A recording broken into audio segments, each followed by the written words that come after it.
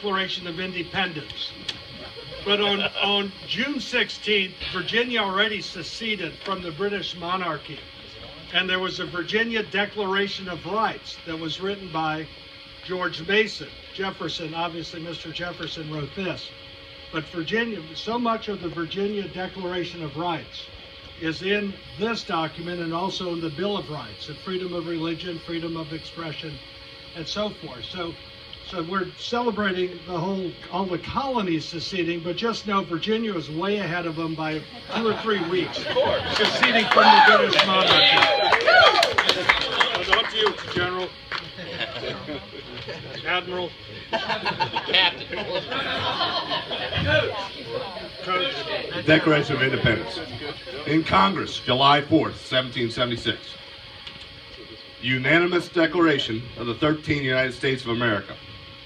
When in the course of human events it becomes necessary for one people to dissolve the political bands which have connected them with another, and to assume among the powers of the earth the separate and equal station to which the laws of nature and of nature's God entitle them, a decent respect to the opinions of mankind requires that they should declare the causes which impel them to the separation. We hold these truths to be self-evident, that all men are created equal, that they are endowed by their Creator with certain unalienable rights, that among these are life, liberty, and the pursuit of happiness. That to secure these rights, governments are instituted among men, deriving their just powers from the consent of the governed.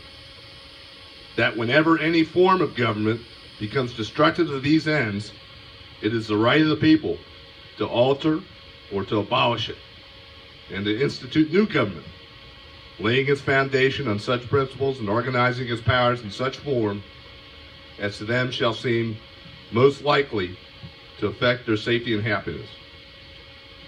Prudence indeed will dictate that governments long established should not be challenged for light and transient causes, and accordingly all experience hath shown that mankind are more disposed to suffer while evils are sufferable than to right themselves by abolishing the forms to which they are accustomed. But when a long train of abuses and usurpations, pursuing invariably the same object, evinces a design to reduce them under absolute despotism, it is their right, it is their duty to throw off such government and to provide new guards for their future security. Such has been the patient sufferance of these colonies, and such is now the necessity which constrains them to alter their former systems of government. The history of the present King of Great Britain is a history of repeated injuries and usurpations, all having in direct object the establishment of an absolute tyranny over these states. To prove this, let facts be submitted to a candid world. He has refused to assent to laws the most wholesome and necessary for the public good.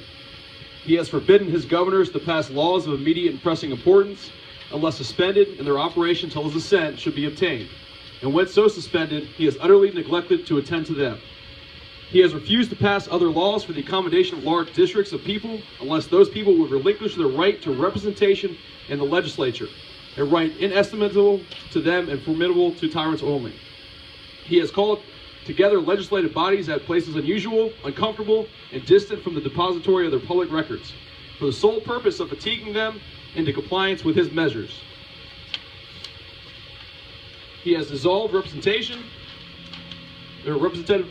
House repeatedly for opposing with manly firmness his invasions of the rights of the people. He has refused for a long time, after such dissolutions, to cause others to be elected, whereby the legislative powers, incapable of annihilation, have returned to the people at large for their exercise, the state remaining in the meantime exposed to all dangers of invasion from without and convulsions within. He has endeavored to prevent the population of these states for the purpose of obstructing the laws of naturalization of foreigners, refusing to pass others to encourage their migrations hither, and raising the conditions of new appropriations of lands. He has obstructed the administration of justice by refusing his assent to laws for establishing judiciary powers. He has made judges dependent on his will alone for the tenure of their offices and the amount and payment of their salaries. He has erected a multitude of new offices and sent hither swarms of officers to harass our people and eat out our substance. He has kept among us in times of peace standing armies without the consent of our legislatures. He has effected to render the military independent of and superior to the civil power. He has combined with others to subject us to a jurisdiction foreign to our Constitution and acknowledge us by our laws, giving his assent to the acts of pretended legislation. For quartering large bodies of armed troops among us, for protecting them by a mock trial from punishment from any murders which they should commit in the inhabitants of the states.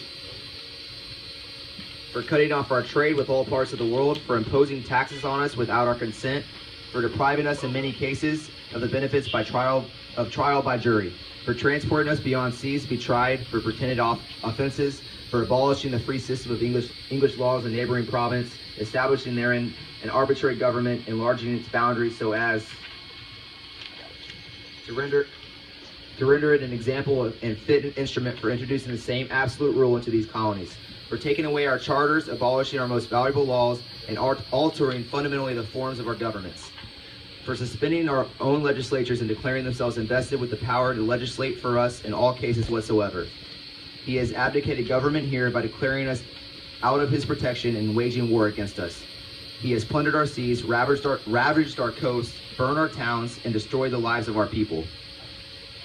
He is at this time transporting large armies of foreign mercenaries to complete the works of death, desolation, and tyranny already begun with circumstances of cruelty and perfidy scarcely paralleled in the most barbarous ages and totally unworthy of the head of civilized nation. He has constrained our fellow citizens taken captive on the high seas to bear arms against their country, to become the executioners of their friends and brethren, and to fall themselves by their hands.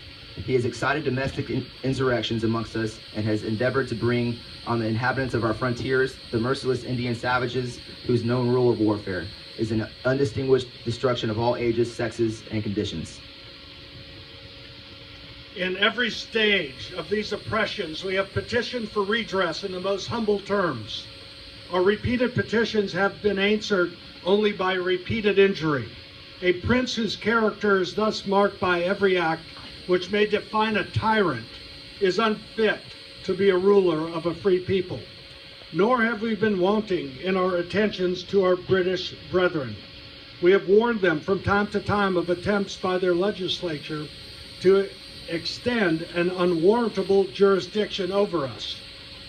We have reminded them of the circumstances of our emigration and settlement here. We have appealed to their native justice and magnanimity, and we have conjured with them by our ties of our common kindred to disavow these usurpations, which would inevitably interrupt our connections and correspondence. They too have been deaf to the voice of justice and of consanguinity. We must therefore acquiesce in the necessity which denounces our separation and hold them, as we hold the rest of mankind, enemies in war, in peace, friends. We therefore, the representatives of the United States of America, in General Congress assembled, appealing to the Supreme Judge of the world for rectitude of our intentions, do, in the name and by the authority of the good people of these colonies, solemnly publish and declare that these united colonies are and of right ought to be free and independent states, that they are absolved from all allegiance to the British Crown, and that all political connection between them and the state of Great Britain is and ought to be totally dissolved, and that as free and independent states, they have full power to levy war, conclude peace, contract alliances, establish commerce, and do all other acts and things which independent states may of right do. In support of this declaration, with a firm reliance on the protection of divine providence, we mutually pledge to each other our lives, our fortunes, and our sacred honor. All in favor say aye. Aye. Resolution passes.